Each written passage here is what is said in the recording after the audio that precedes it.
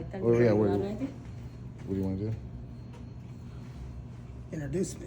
Yeah. Yes, Okay. of course. Buongiorno a tutti, sono Claudia Masia, mi trovo a Sacramento, precisamente nel più importante centro di cultura italiana che si trova qui a Sacramento, grazie alla operosa attività creata dal nostro dottor Cerruti qui presente, che è il direttore di questo centro e che è il promotore anche insieme a sua moglie del Centro di Cultura Italiana a Sacramento. I would like to introduce you and you can explain us about what you did in this amazing center and how it is born and how you got the idea to create this center. Well, my name's William Cerruti, and I'm an Italian American. So I was born and raised in Sacramento, California. And I come from the World War II, 1950s generation and 60s. So I have a background in growing up Italian in the United States. Where I grew up in East Sacramento, there was a large Italian community. Quindi il dottor Cerruti è nato qui a Sacramento, è cresciuto qui ma da genitori italiani e ha frequentato diciamo l'area dove si trovava la maggiore concentrazione di italiani, di italo-americani. So after, what happened was that growing up Italian in the United States, after World War II was not too popular because of Italy being on the other side of the war from the United States for the first couple of years. So we tended to downplay our ancestry after World War II.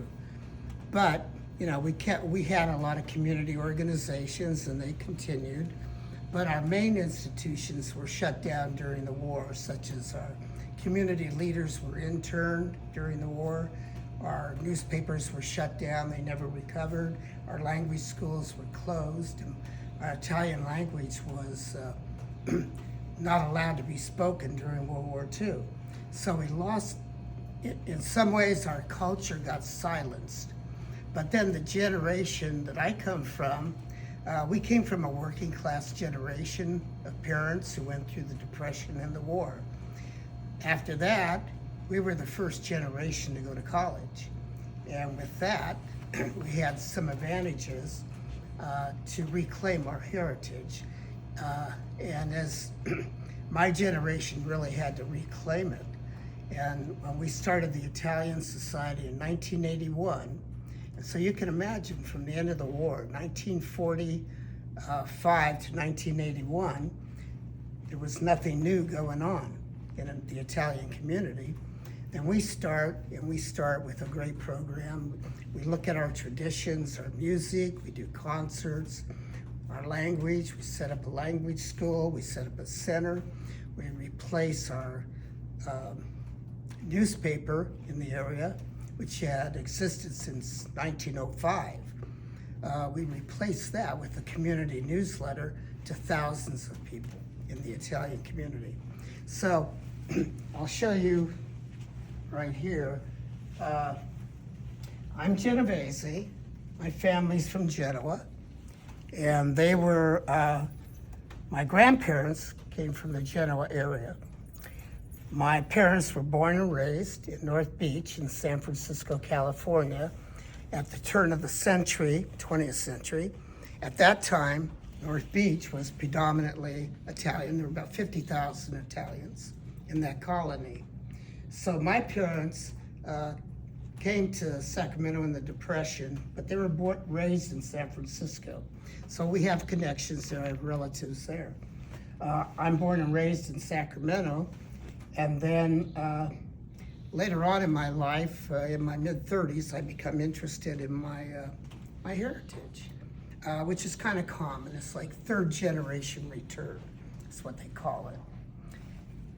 So when I start the society, by then I knew other Italians who were interested, and we went back, as I say, to our traditions. So we set it up, we opened a center in a multi-purpose community center. And then 25 years later, after we had established all our programs, film series, you name it, children's dance programs, children's language programs. Today we have a children's preschool. And the rest became history. And then 25 years after that, we had done a fundraising campaign and built this modern center in 2007. And here we are now. So I'm going to give you a quick look at the center. Okay? Thank you. Okay. Yes. I know you want to interview me, but we're going to run through this very quickly. The Italian story in Northern California, which is where we are today, starts with the gold rush. The first wave that comes with the gold rush in 1850 are the Genovese. And in this room is an exhibit of the Italians who come during the gold rush, and they're all Genovese. And some Venetian, some Piemontese, and some Lucchese. Those are the main groups that came. Later on, you have other groups that joined us, like Calabrians and Sicilians. We don't have the Mezzogiorno in California. They're on the East Coast. The people that came here to California, especially Northern California, were primarily Northern Italians. So this is the Italians in the gold rush. The Seven Sisters come in 1853. The Italians had their own mines and mining camps, and they became one of the largest group of miners in the California gold rush, which stretches from high in the north down to central California. They also established the Italian gardens, where they grew the fruits and vegetables, the vineyards, the olive groves, for the people up in the gold country, which is in the foothills, where it's very isolated. There's not much access to food, so the Italians grew the food for the people up there. As I said, they came from the region of Liguria, primarily Genovese, and they were stonemasons and woodcutters. They came with the skills they had from their region, not Sardinia, but they built the roads in Yosemite. They cut the forest to make the charcoal for the mining forges. These are the Venetian lumbermen on strike up on the north coast of California. This is what they came from. This is an old stone mill in Liguria. In California at the time, they were among the first American settlers, or people to come to California that were Americans or nationals like the Italians. So they were on the ground floor, and they were big in ranching. And when they built a dam up here, they discovered 70 stone ovens on the ranches. They identified them as Italian. This is where they made the focaccia. Oh, that's interesting. Yeah. This is back from the gold rush on. Oh, wow. They kept coming up and through the 1920s to mine the deep mines. They had general stores. This baby here, born in Volcano, California, the father came in 1852, Angelo Rossi. This baby is Angelo Rossi Jr. He became the mayor of San Francisco during the Depression and World War II. Do you know more or less how many Italians are here living in Sacramento at the moment? Yeah, 65,000. Oh, it's a really big, it's Yeah, a huge number. Well, California has between 1.5 and 2 million Italians. After New York, we're the largest population in a state, followed by New Jersey. So it's New York, California, and New Jersey. Oh, I see. Yeah. So we came early. Yeah. And so our generation, now we're in our fourth, fifth, sixth generations. So we're highly assimilated, but still retain a connection to our culture and heritage.